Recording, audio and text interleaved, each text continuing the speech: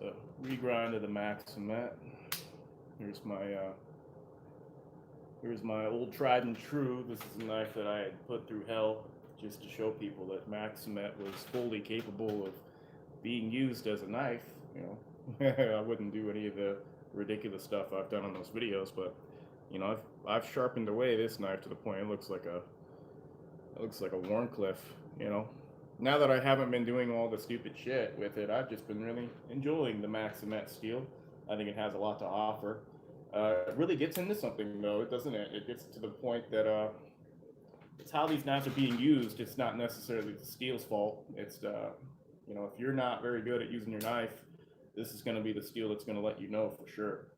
So a lot of people, when they see something that's already known for being, you know, brittle in some people's hands, and when you do this to it, oh, that's astronomical. You know, why the hell would you do that? Well, the thing is, the thinner you go, the better the knife cuts, but then you reduce some of the durability. So it's a lot like taking a really fast car, and if you make the ground clearance a lot lower, you know, all these little performance things that make the car better for going fast around the racetrack, but maybe not so good if you're just looking for something that's very gas economic, fuel efficient, comfortable ride kind of stuff. But probably nothing will outcut this knife, you know, with this geometry. This is 5 thousandths behind the edge, and it's 15 degrees per side on there. So this is fucking nuts. Uh, this this was very difficult to do. This regrind, especially, this was probably one of the worst regrind experiences I've had doing this stuff. The reason is just because it doesn't want to be shaped or cut with ceramic, and they don't make CBN belts, at least not that I can get a hold of. It looks like an absolute mirror, but you can see there's still deep scratches in there. It's not like the LC200N. You can't get those scratches out. It's just not going to come out. You know, the sandpaper, once it starts going finer, it doesn't remove any of these scratches, no matter how hard you try. Now, I had been at this sanding all day Friday. I did a little bit of it on Thursday, so this took forever. I ran out of sandpaper actually doing this knife, so this one really challenged my soul, I think, to make it look nice. Yeah, so it's one of those things where, like, I don't know if I ever want to do the fucking Maxamet regrinds. And when I make knives out of Maxamet, it's one of those things where, it's gonna be fucking expensive as fuck, you know, because it just the wear and tear on my body, and then just it's fucking boring just sitting there like sanding forever. I don't know, you know. So this is what Spyderco does is brilliant, because what they do is they do a stone wash. They stone wash the blade so it's all mirrored out. You can see mine has gotten the patina over time. It's not a stainless steel; it'll rust, and so yeah. You know, the patina looks cool. This will get a patina as well. Yeah, I still do the Maxamet sharpening. It's expensive though. You know, you only come to me. You only come to Sean when you want the best. Like, you don't come to me when you just like you have a passing interest or something like that. For me to spend my time on something, I put 100% into it, and I try to really focus on it. But it takes all day. So yeah, huh? You fucking assholes. Yeah, this is what I had to do to my knife just to prove that Maxamet was worthy of people. But you know, there was a lot of hate on the Maxamet steel, saying it was too brittle and chippy and stuff. Now listen, with this knife being reground this thin, this is not for wood carving. This is not for fucking torquing.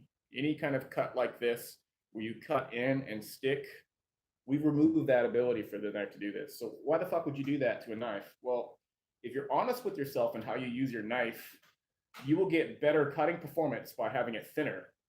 When you take away that capability, it enhances the capability that you have. If you think about all this knife stuff, there's a limit to all of it. There's a limit to how long something will cut or how durable it will be.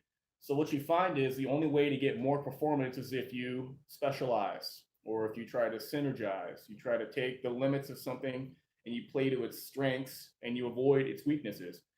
Those of you out there that are looking for the thing that does everything the best, doesn't exist. Doesn't exist at all. Anytime you do that, essentially you're watering it down completely. So what you want to try to do with all of this different stuff is you want to synergize everything. Yeah, yeah, yeah. It looks interesting. I mean, this is This is cool. I mean, I got scratches all over this guy. But you know, with this being this thick, you know, no matter how sharp I get this, it'll be sharp, but it'll just wedge more with it being so thick. This is closer to like, fuck, I don't know, like 30 thousandths behind that edge. It's a very low angle edge, but yeah, this just isn't gonna cut as good. You know, I'm not gonna regrind this or anything like that. I don't care, especially not after I saw how much work it was to regrind and make something beautiful. You'll find that when you make knives, you're not your own knives you don't like. Yeah, no, it's not good for wood.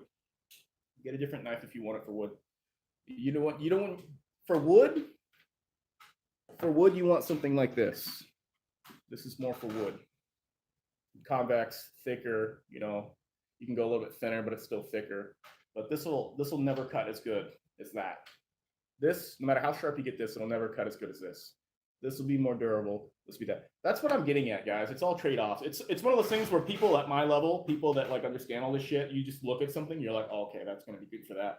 Oh, that's good for that. But there's so many people that just don't know that it's just like I do get exhausted sometimes explaining something that I just feel like is, oh, you look at it, it's obvious and what it's made out of and the hardness and the edge and oh, okay, putting all that stuff together. Okay, that doesn't make sense for that. That makes sense for this, but yeah, you'd be fucking surprised. Yeah.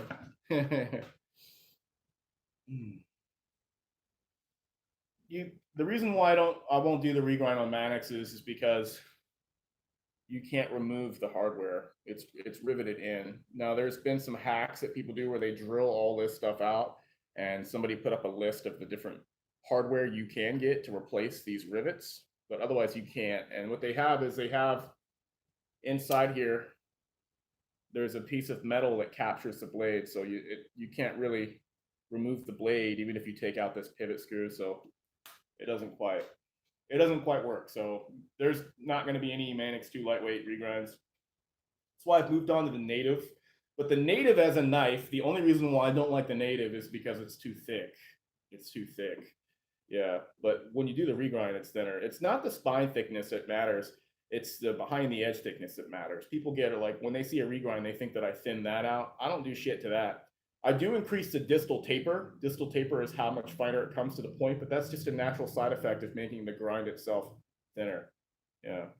My offering this as a service. Well, after doing this, I don't think you would really want to pay for the service. It's going to cost a lot of money. Yeah.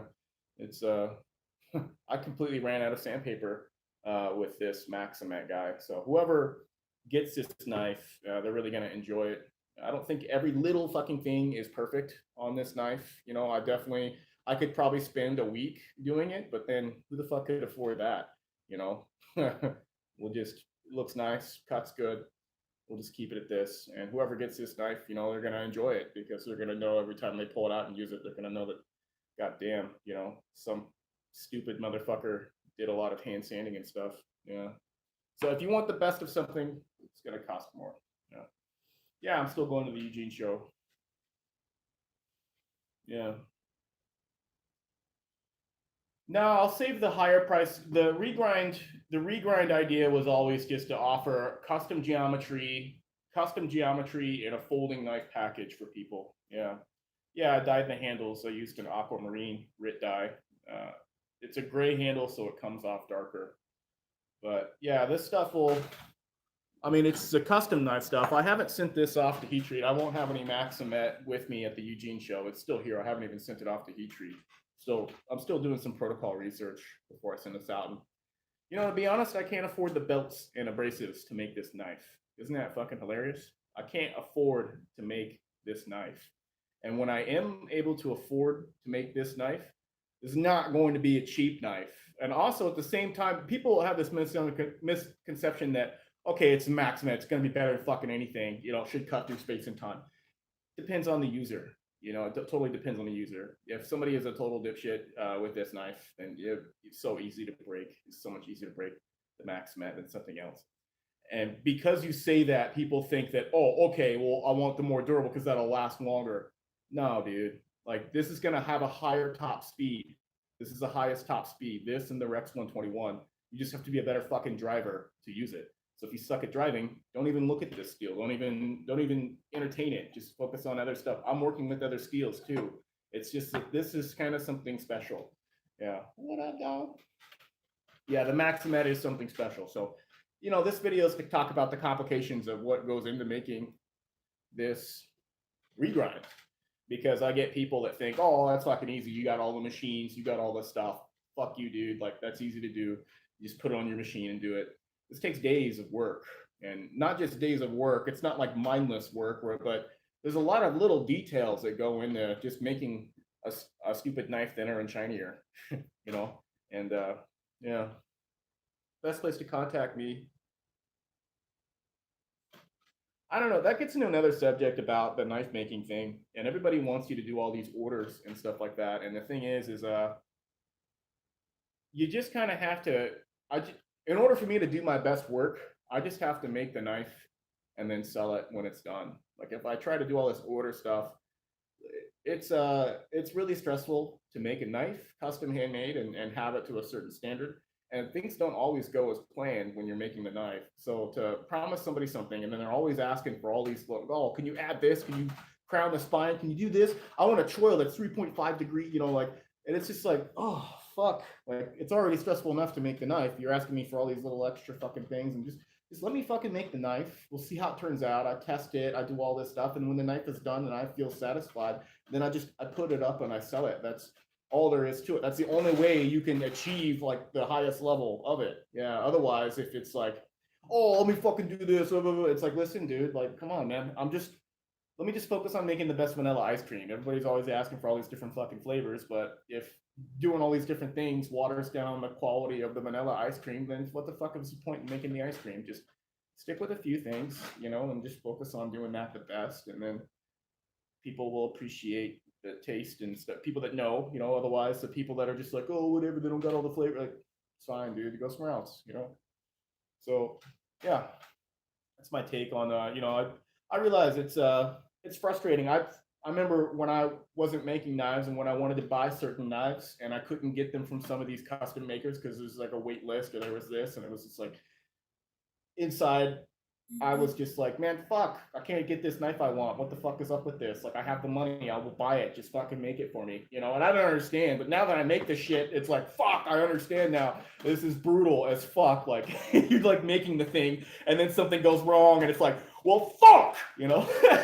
So you don't know how it's gonna turn out until it's done. So just fucking make the thing, get it all done and nice, and then put it together, and then sell it. Yeah, that's how that works. So people are like, oh, fucking take my money, do all this. It's like, that's how you get into problems. That's definitely how you get into problems, when you start taking people's money before stuff is done, because you use that money to buy other stuff, and then you still have bills coming up, and you're buying all these abrasives and steels and all this stuff and fucking heat treat and all that crap. And then all of a sudden, like, fuck, you don't have, you have to put that on the side to work on something else to get the money you need for the bills and shit. And it's just like, it's a fucking nightmare. So first rule of custom knife maker stuff, anything, never take money until the job is done. And yeah, don't try to promise, don't try to do all these different little fucking things for each person, because you can't keep up with the other things that you want or need to do to follow your vision and your focus of where you want your knives to be. And there's some people, I feel, that their job or focus in making knives is just doing that custom stuff. They work with maybe like 2 or 3 steels, and they have all the tools in their shop, and their privilege is that they enjoy just making the knives, and they like just to do all the different crazy shit that people ask them for, like a full custom, you know. For me, what you're getting is custom steel, custom heat treat, you know, and then custom geometry. You're not getting all this crazy shit like, oh, can you do a 3.5 6 degree angle on the handle? Can you do a palm swell about here, but then move that there and put a choil there? Can you do this right here? It's like, fuck no. You come to me when you want a steel you can't find anywhere, at a geometry you can't find anywhere, and a level of fit and finish that you would appreciate because you know what goes into it when it's being made by hand.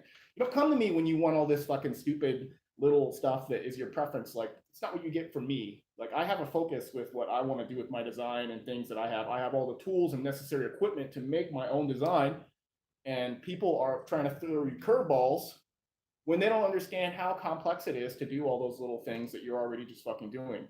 And I understand that because I wasn't always a maker. I like knives too, but now it's my job is to explain to people that don't know, because you don't know, you just look, you're not on the other side of the fence to see what it's like. So yeah. So no, just none of that kind of stuff. Yeah, that's right. Gotta make your own fucking knives. And I do. I do make my own knives. I mean, this guy's gonna be up for sale here soon. I just have to make the sheath. But this video is about the other guy. But yeah, I mean, we got this beauty. We're gonna make more of these guys too. These are fun, the mini trapper. But we'll talk about this in another video.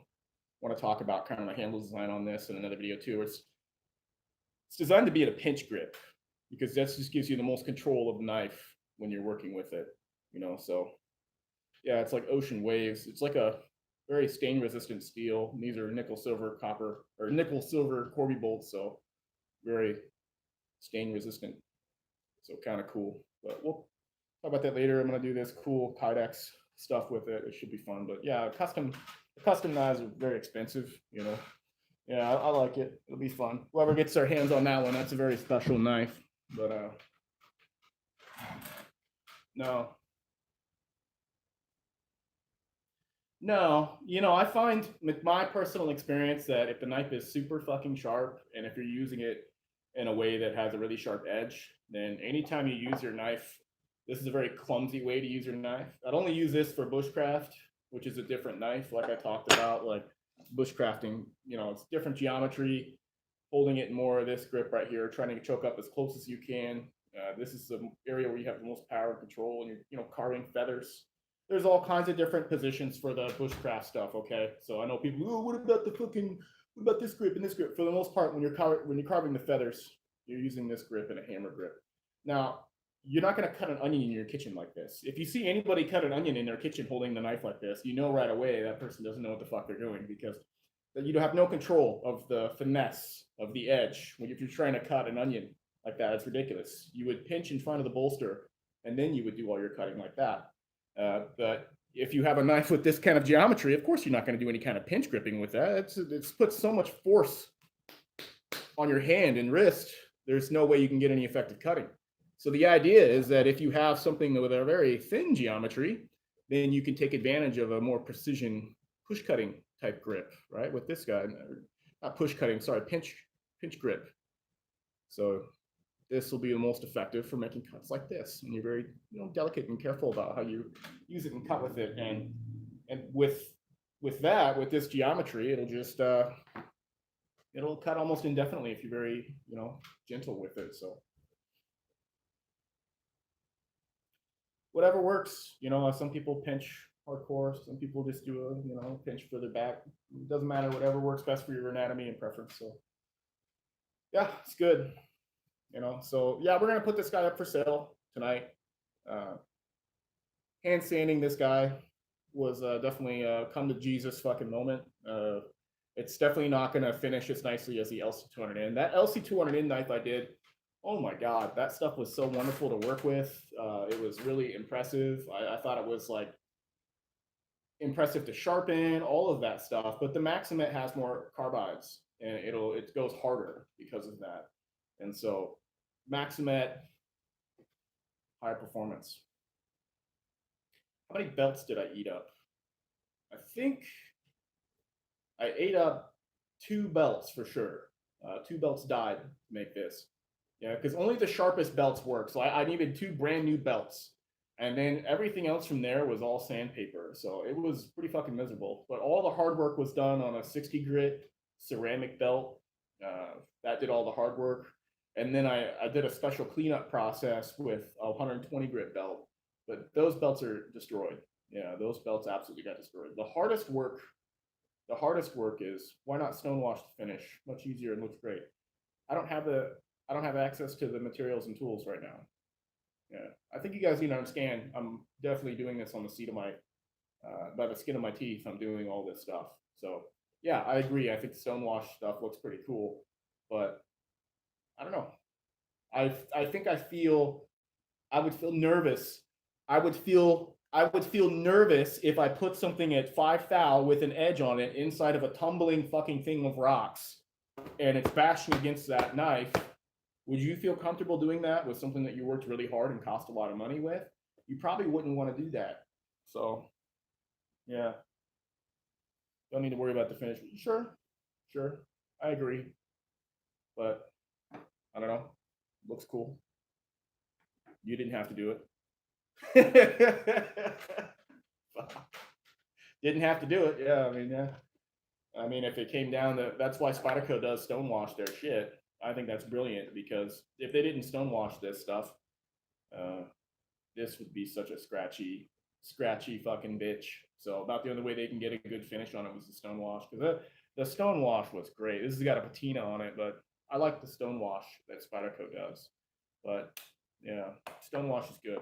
But when I'm taking the geometry down incredibly low and I'm putting it inside of a tumbler, like, I don't know, that makes me feel nervous. I wouldn't really want to do that, I think, just because what if that's introducing stress on the blade? What if that causes a chip at the edge? Like, nah.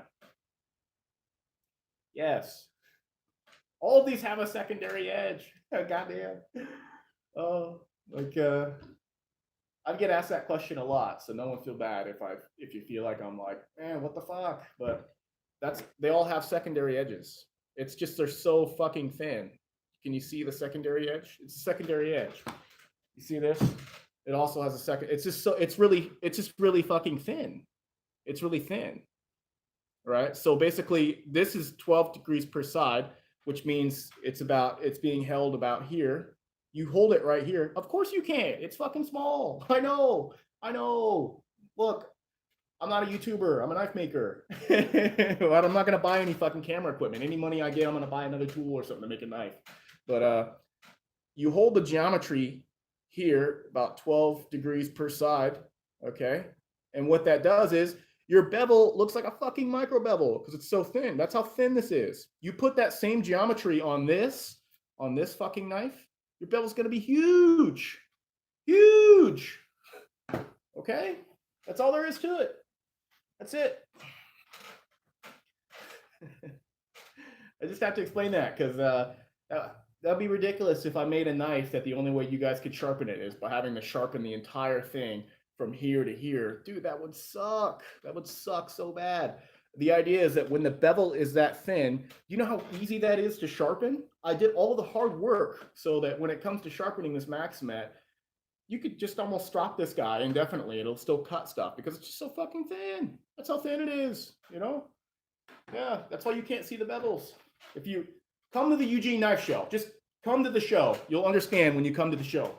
Come to the knife show. When you come to the knife show, you'll look at the knife in person and you'll be like, oh my God, that makes sense. I'll have my stone set up there. You can sharpen. You'll be like, oh my God, that's how all that stuff works, because there's so much bad information out there. You know, I'm such a small channel. I can only do so much with the fucking editing and all that stuff to make people like, oh, okay, entertained enough to see. Yeah. So just a little breakdown about that. Yeah. But yeah, like we talked about, yeah, it's not very clear at all. Yeah, it's not. And I don't have the money to invest in camera equipment. I'm not going to invest any camera equipment on this channel. So whatever. I'm going to invest into Rockwell hardness tester. I'm going to invest in a heat treating furnace. Fuck. I'll invest in anything except a goddamn, yeah, I'd rather buy belts. I'd rather do a million things besides buy a camera so I can be like, hey guys, oh, look at this, blah, blah, blah. Stuff that's just, you know, whatever. You know, people, when they buy the knife, they'll see. It'll just be like, oh, okay, I get it. Yeah. Yeah, something. I don't care. People that are here on this channel, we care about knives. We don't care about YouTube stuff. You know, YouTube is just a good way of me just casually being able to show you some stuff. So that's all. Oh! What's up, dog? Yeah, totally. But I figure, you know what? People, when the people get the knife, they'll be like, that looks cool, man. Thank you. You know, so that's all I care about. I don't care about trying to impress a lot of people I don't know. Did it shatter? Ah! No, it's still trucking. Yeah. I don't sharpen with the belts. You can't sharpen Maxamet with belts. It doesn't work. Yeah. Next question. Any questions? Give me the questions, and then we'll end this video. And then I'm gonna put this knife up for sale. So whoever is feeling like they need something in their life that was just like, oh, crafted beautifully, or you know, something that's really sharp and will cut a long time, but can handle it, then this is the knife for you. There's gonna be other regrinds in the future, but the Maxamet one is special. I mean, Jesus Christ, I don't know if I'm gonna do any more Maxamet regrinds.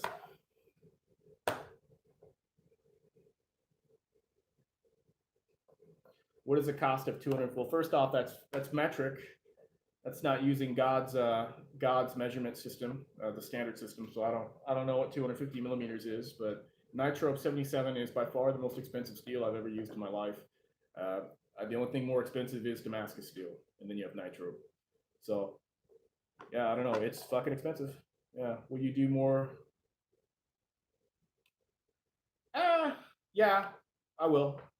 I think right now I'm just focused more on Vanix, the little bit of Vanix I have, Nitro V, and BD1N, and Nitro 77. But LC200N, I just don't have any right now. Or I do have LC200N, but Vinny Nero has already bought those knives from me, so you'll see the LC200N knives that I made with Vinny, yeah, because he already bought those. So they should be really cool. I'm doing one of the LC200N knives is going to be a metric system master. Get the fuck out of here. You got a blank for around 60 bucks. Yeah, I don't know. I mean, are you talking about a blank or a bar of steel? Because the bar of steel is about 60 bucks.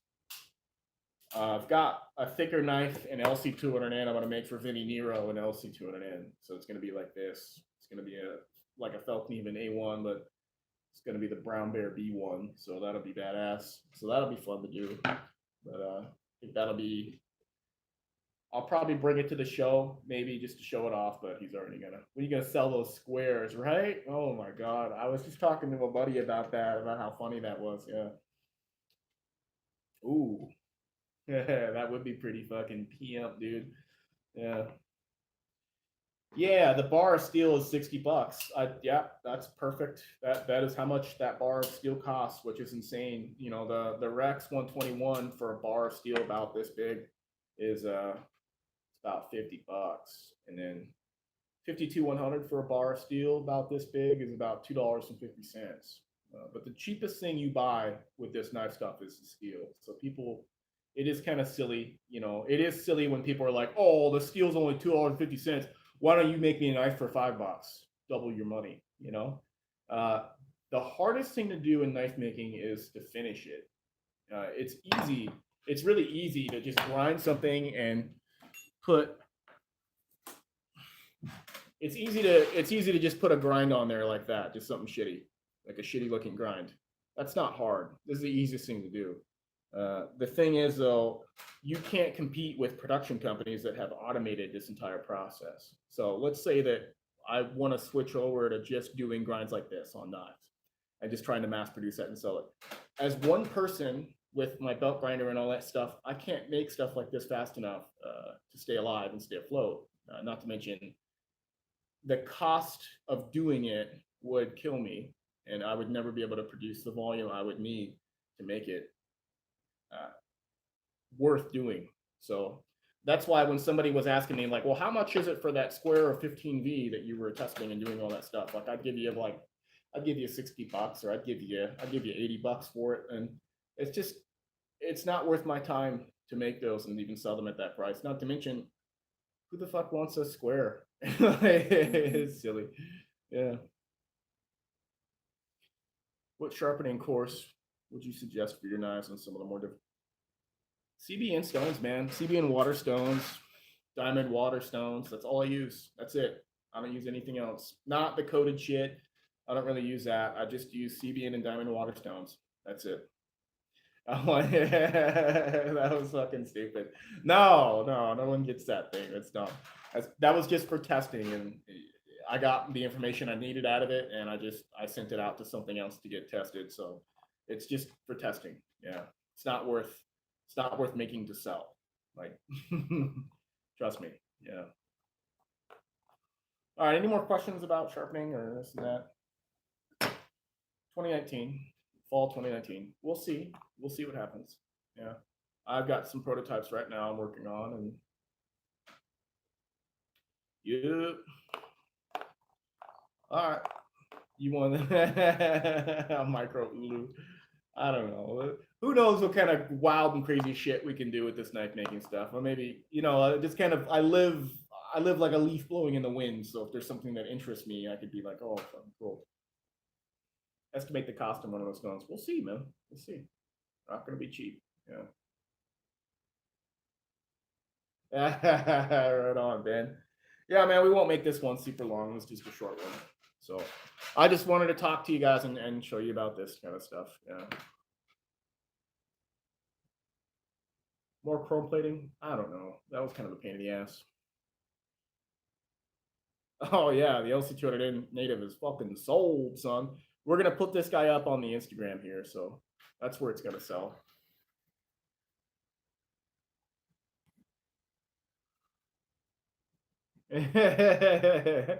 What do I think about the work sharp guided system? Yeah, I mean that could work. It's pretty coarse edge if you like that. I mean, it'd make a good coarse edge. But I like the diamond waterstones because they give me a blend of polish and tooth, and they cut faster. They don't wear away as fast. Yeah. So, all right, fuckheads. We're gonna put this up on Instagram. DMT plates are fair. Nah, I don't like those, dude. All right, we're gonna do that, and then I'll tell you what, we'll get the sheath done for the other guy here. Yeah. Nah, I don't like any of the. I don't like the work sharp belt stuff. I think it doesn't work that good. Yeah. Yeah, I'm fucking at it. See, I need to sell this to get some fucking sandpaper. I'm out of sandpaper now, so we need to sell that guy and get some sandpaper. All right.